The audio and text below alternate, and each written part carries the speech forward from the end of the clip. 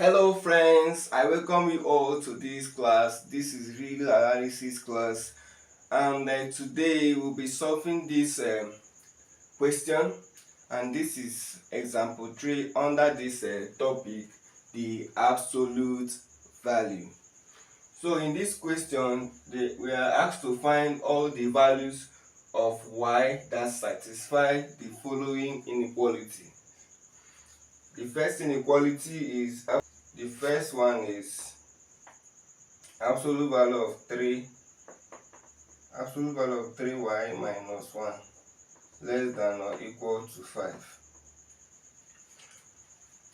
This simply implies, when we did the introductory part of this video, I told you that if I say absolute value of x less than or equal to epsilon, it means that x is lying between negative epsilon and positive epsilon, where epsilon is any positive real number. So what's supposed to be here is supposed to be what? Positive. You know that absolute value will always give you a positive quantity. So this epsilon is just a real number, and it's supposed to be positive because the absolute value is of this quantity is positive. So this is supposed to be positive for it to be greater than this positive quantity, which is the absolute value of x. So the epsilon should be positive. So looking at this inequality, 5 is acting as our epsilon. So, and this thing means, what I wrote here is that what is inside the absolute value will lie between negative epsilon and positive epsilon. So this quantity inside this absolute value will lie between 5 is our epsilon. So this quantity inside here will lie between negative epsilon, which is negative 5, and positive epsilon, which is what? Positive 5. So this implies that our epsilon here is 5, that is, this quantity will lie between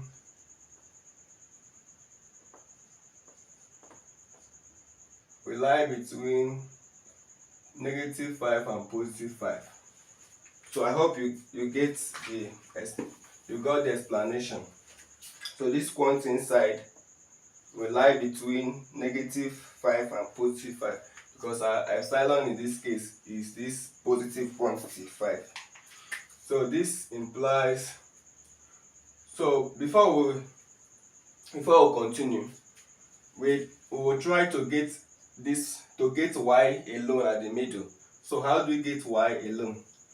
We are having negative 1 here, so let's add 1 to both sides, to all the sides, so that we will get 3y alone at the middle. When we get 3y alone, we can easily divide both sides by that 3, so that we can get y alone. So add 1 to both sides. So this implies, if you add 1 to negative 5, you will negative 4 less than or equal to, add 1 here, you have 3y left, less than or equal to, add 1 to 5, we have 6. To get this 3, what do we do? Sorry, to get y at the middle, what do? We divide both sides by this coefficient of y, which is what? 3. So divide both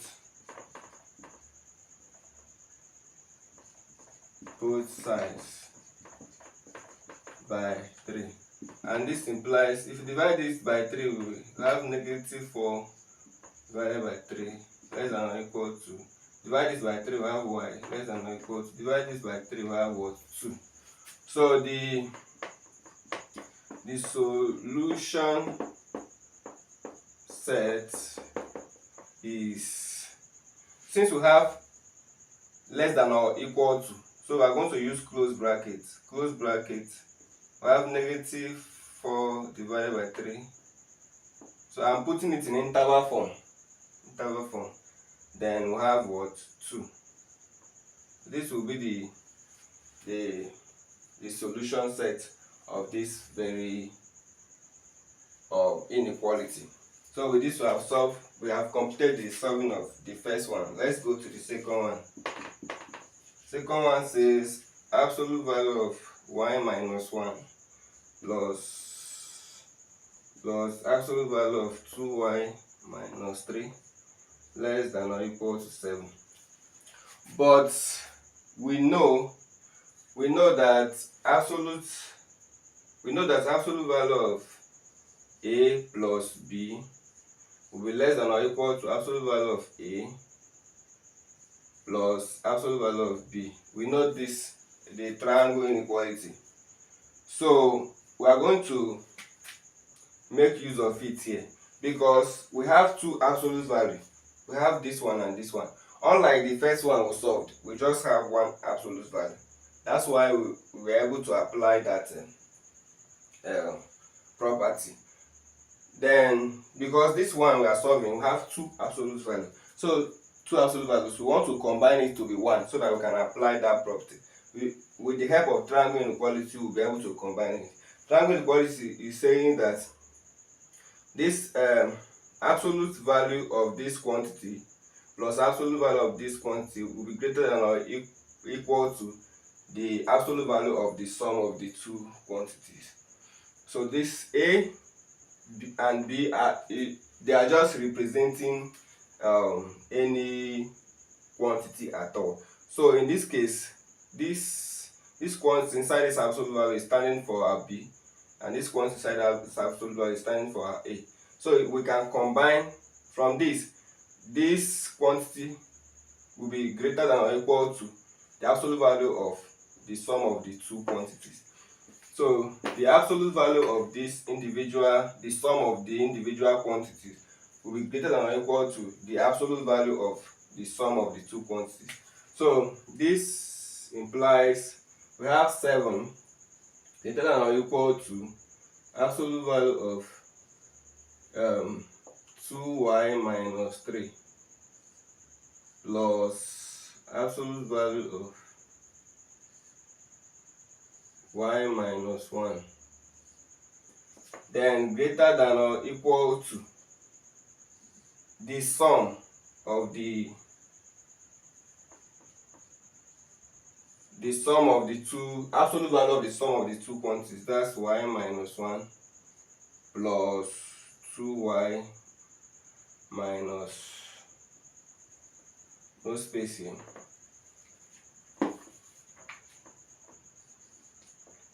of absolute value of y minus 1 plus 2y minus 3. So with this we have combined it. So this implies absolute value of, let's add what we have here. Y plus 2y will be 3y, negative 1, negative 3 will be negative 4. Then less than or equal to, we can drop the middle one, right? Less than or equal to 7. This is what we have. Then let's create space here. So using the explanation I gave for this one, right?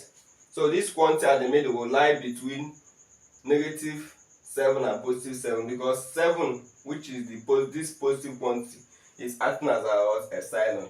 So negative 7 less than or equal to the middle quantity 3y minus 4 less than or equal to positive 7. So we can add positive 4 to all the sides so that we'll get 3y alone. Then later I'll divide through by 3 so that we can get y alone at the middle. Add 4 to both sides. So this implies if you add 4 to negative 7, we'll get negative 3. Less than or equal to, add 4 at this middle, we'll have 3y left.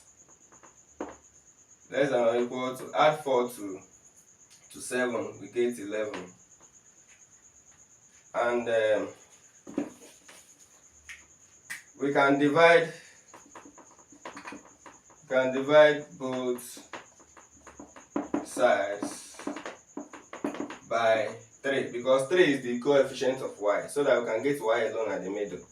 Negative 3 divided by 3, I have negative 1 less than or equal to 3y divided by 3, I have y less than or equal to 11 divided by 3. So this is what we have. Then the solution set. The solution set is, since we have less than or equal to, we are going to use close bracket. We have negative 1 comma 11 divided by 3. So this will give us the solution set. So with this, we have completed the solving. Thank you so much for being part of this class. We will be having more of these classes. So see you in our next class.